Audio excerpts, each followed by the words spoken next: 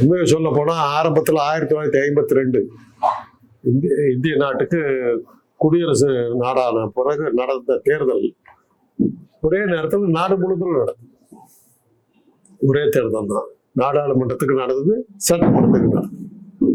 அப்படிதான் ஆரம்பிச்சு 71 வரலாம் அப்படித்தான் இருந்தது.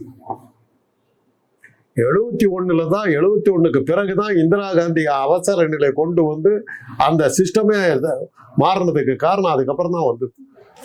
71 வந்து 76 வந்து நாடாளுமன்றம் முடிஞ்சு போச்சு. இந்திரா காந்தி தலைமையில் இருந்த அரசுடைய ஆயுட்காலம் முடிஞ்சு போச்சு. அவசர நிலையை அறிவிச்சு இந்த அம்மா ஒரு வருஷம் தள்ளி போட்டுக்குச்சு. அதனால 76 நடக்க வேண்டிய தேர்தல் வந்து 77 தான் நடந்தது. நாடாளுமன்றத்துக்கு மாத்திரம் நடந்துச்சு. அது மாதிரி வர ஆரம்பிச்சதெல்லாம் அப்பதான் ஆரம்பிச்சு. அது ஒன்றும் ஒரே நாடு ஒரே தேர்தல் தான், நாடு முழுவதும் ஒரே நேரத்தில் தேர்தல், அப்படிதான் இருந்தது. அதனுடைய விளைவு தான் இப்போ 52ஆம் வருஷம் முதல் தேர்தல் நடக்கும்போது இந்தியா சுதந்திரம் அடைஞ்சு காங்கிரஸ் வந்து பெரிய அசைக்க முடியாத சக்தியா இருந்த காலத்துல அப்போ வந்து ப்ராவின்சஸ், ராஜதானிகள், மாகாணங்கள், சென்னை மாகாணம்னு ஒரு பேர் இந்த தெற்கு பகுதிக்கு.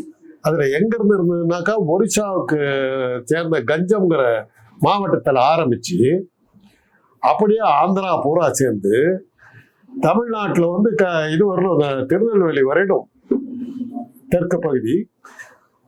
கிழக்குல வந்து கடல், மேற்குல வந்து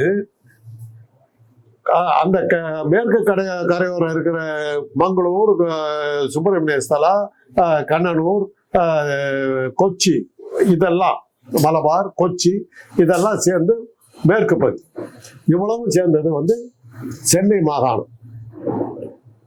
அந்த சமயத்துல என்ன ஆச்சுன்னா கேரளா திருவனந்தபுரம்ங்கிறது ஒரு தனி மாகாணமா இருக்கு. இந்த எல்லா இடங்கள்லயுமே காங்கிரஸ் அடி வாங்கிடுச்சு. காங்கிரஸ் ஜெயிக்கலைன்னாக்கா கம்யூனிஸ்டுகள் வந்து ஆந்திராவில் மிக சக்தி வாய்ந்த இதா இருந்தாங்க. அப்ப இருந்த சீட்டு எவ்வளவு ஞாபகம் இல்லை, பெரும்பான்மையான சீட்டுகள்ல வந்து கம்யூனிஸ்டுகள் ஜெயிச்சிட்டாங்க சென்னை மாகாணம். அப்ப காமராஜருடைய தலைமையில தான் காங்கிரஸ் இருக்குது. காங்கிரஸ் 50-60 தான் இன்னைக்கு தான் ஆட்சி அமைக்கிற சக்தி இல்லை, அதுக்கு என்ன மெஜாரிட்டி இல்லை. அந்த சமயத்துல வந்து ஆட்சி அமைக்கிறதுக்கான இது இல்லை. காமராஜருக்கு என்ன பண்றதுன்னு தெரியாம தடுமாறிட்டு இருந்த போது நேரு வந்து பிரைம் மினிஸ்டர் அங்க வந்து மற்ற இடங்களெல்லாம் காங்கிரஸ் ஜெயிச்சிருச்சு. அதனால அவங்க நேரு என்ன பண்ணாரு, ராஜாஜி அப்பதான் வந்து கவர்னர் ஜெனரல் பதவியில் இருந்தெல்லாம் விலகி வீட்டுல ஓய்வு எடுத்துட்டு இருக்காரு, சென்னையில ஓய்வு எடுத்துட்டு இருக்காரு. அவரை கூப்பிட்டு, அதாவது இந்தியாவின் ஜனாதிபதியா இருந்தவர் வந்து முதலமைச்சரா வரலாங்கிற ஒரு சம்பிரதாயத்தை உடைச்சதும் அவங்க பீரியட்ல தான். ராஜாஜியை கூப்பிட்டு நீங்க முதலமைச்சரா பதவி ஏற்றுக்கிட்டு இது பண்ணுங்கன்னு ராஜாஜி தனக்கு உரிய சாமர்த்தியத்தோட 50 சீட்டுகள் மாத்திரமே இருந்த காங்கிரஸை அப்போ வந்து உதிரி கட்சிகளா இருந்தவங்க வந்து மாணிக்கவேல் நாயக்கர் காமன்வெல்த் கட்சி, ராமசாமி படையாச்சி உழைப்பாளர் கட்சி, ராமநாதபுரம் சேதுபதி வந்து ஒரு கட்சி, இவங்க 3 பேர்த்தையும் ஒன்னா சேர்த்தினார். ஒவ்வொருத்தருகிட்டையும் 10 எம்எல்ஏக்கள் இருந்தாங்க. ஒரு 30 எம்எல்ஏக்கள் சேர்ந்தவங்களும் மெஜாரிட்டி வந்துச்சு. வந்தவங்களும் ஆட்சி அமைச்சு உட்காந்துட்டார். அப்படித்தான் முதல் தேர்தல் நடந்தது. ஆனா முதல் தேர்தலே தெல்லுமுள்ளுகளும் நடந்தது. முதல் தேர்தலே வந்து இந்தியா வந்து ஜனநாயகத்துக்கு தயாரா இல்லை, தில்லுமுள்ளு நடத்துறதுக்கு வாய்ப்புகள் உள்ள தேர்தல் களமா தான் அன்னைக்கே ஆரம்பமாயிடுச்சு. அது வந்து 71ஆம் வருஷம் 52க்கு பிறகு 57, 57க்கு பிறகு 62, 62க்கு பிறகு 67, இது வரையிலும் நாடாளுமன்றத்துக்கும் சட்டமன்றத்துக்கும் ஒரே நேரத்துல இந்தியா முழுக்கத்தான் தேர்தல் நடந்தது. அதுக்கு பிறகுதான் இதை மாறுச்சு. ஆனா இது இல்லைன்னு சொல்ல முடியாது. இதை இன்னைக்கு பல கேள்விகள்லாம் கேட்கறாங்க. இந்த கேள்விகள்ல சில நியாயங்கள் இருக்கலாம். அது எங்களை போன்ற சீனியர்கள் அதையெல்லாம் பார்த்துக்கிட்டு வந்து அதுலயே வளர்ந்துக்கிட்டு வந்த எங்களுக்கெல்லாம் அது வந்து புதுசா தெரியல. இந்திரா காந்தி 71க்கு பிறகுதான் இந்த சிஸ்டம் மாறிச்சு. இன்னைக்கு அது ஏன் வேணாங்கிறதுக்கான ஒரு ஸ்ட்ராங்கான கருத்துக்களை யாரும் சொல்ல மாட்டேங்கிறாங்க. இது என்னுடைய பார்வையில் எப்படி வருதுன்னாக்கா, தேர்தல் ஆணையத்தை கையில வச்சுக்கிட்டு தான் இன்னைக்கு வந்து மோடி இவ்வளவு தூரத்துக்கு சமாளிச்சுக்கிட்டு ஆட்சியில் உட்காந்துக்கிட்டே இருக்கிறது காரணம் தேர்தல் ஆணையம் பண்ற அட்டகாசம். ஒரே நாடு ஒரே தேர்தல் வரும்போது தேர்தல் ஆணையம் வந்து இவ்வளவு தூரத்துக்கு பண்ண முடியாதுங்கிறது என்னுடைய நம்பிக்கை. மகாராஷ்டிரா நடத்தின கூட்டெல்லாம் ஒரே நாடு ஒரே தேர்தல் நடக்கணும், நடத்த முடியாது. தேர்தல் ஆணைய கட்டுப்பாட்டுக்குள்ளார அப்ப மோடியால ஆட்சியில் இருக்க முடியாது. அடுத்த நிமிஷம் காட்டிடும். தேர்தல் ஆணையத்துடைய ஆதிக்கம் போச்சுன்னாவே மோடி அவங்க குரூப் காட்டிடும். ஆனா இது ஒரு வகையில என்ன போன்ற சீனியர்களுக்கு இது சரியானதா தான் படுது. ஆனா இன்னைக்கு இருக்கிற அரசியல் விற்பனர்கள் அதை வேற மாதிரி பாக்குறாங்க. இப்ப நீங்க அமெரிக்கா எடுத்து பாருங்க. ஜனாதிபதி தேர்தல் ஒரே நேரத்துல அமெரிக்கா முழுக்க 49 மாகாணங்கள்ல ஒரே நேரத்துல தான் நடக்குது. அவங்களாம் நடத்தும் போது உங்களால நடத்த முடியாதா?